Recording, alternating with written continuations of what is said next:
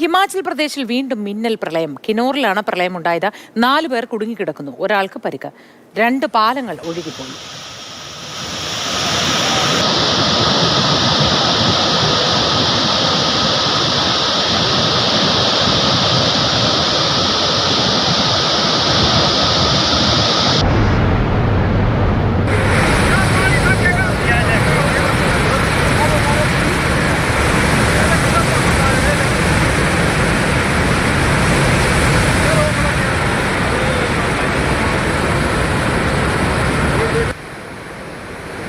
അനൂപ് ദാസ് വിവരങ്ങളുമായി ചേരുന്നുണ്ട്.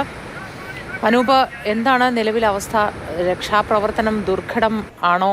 ഈ റോഡുകൾ, പാലങ്ങൾ ഒഴുകിപ്പോയ സ്ഥിതിക്ക് റോഡ് മാർഗം എങ്ങനെയാണ് ഇനി തെരച്ചിലിനും രക്ഷാപ്രവർത്തനത്തിനും സാധ്യമാവുക? ഉത്തരേന്ത്യയിലാകെ കനത്ത മഴയുണ്ട്. പക്ഷേ ഹിമാചൽ പ്രദേശിലാണ് വലിയ കുഴപ്പമുള്ളത്. രക്ഷാപ്രവർത്തനം കുറച്ചധികം ദുഷ്കരമാണ്. കാരണം മലനിരകൾ ഏറെയുള്ള ഭാഗത്താണിപ്പോൾ കുറേയേറെ പ്രശ്നമുള്ളത്. മണ്ഡി, കുളു ഉൾപ്പെടെയുള്ള മേഖലകൾ, ഇവിടെയൊക്കെ തന്നെ ഈ മിന്നൽ പ്രളയം സംഭവിച്ചിട്ടുണ്ട്.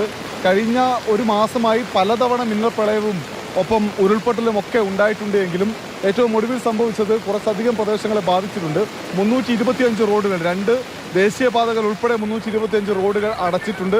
മാത്രമല്ല 4 പേർ ഒഴുക്കിൽപ്പെട്ട് കാണാതായിട്ടുണ്ട്. അവരെ കണ്ടെത്താനുള്ള ശ്രമം പുരോഗമിക്കുന്നു. ഒരാളെ രക്ഷപ്പെടുത്തി, അയാളെ പരിക്കുകളോടെ ആശുപത്രിയിൽ പ്രവേശിപ്പിച്ചിട്ടുണ്ട്. എന്തായാലും ഹിമാചൽ പ്രദേശിലെ 3 ജില്ലകളിൽ റെഡ് അലർട്ട് പ്രഖ്യാപിച്ചിട്ടുണ്ട്. മറ്റിടങ്ങളിലൊക്കെ യാത്ര ചെയ്യുന്ന ആളുകൾ ശ്രദ്ധിക്കണമെന്ന നിർദ്ദേശം.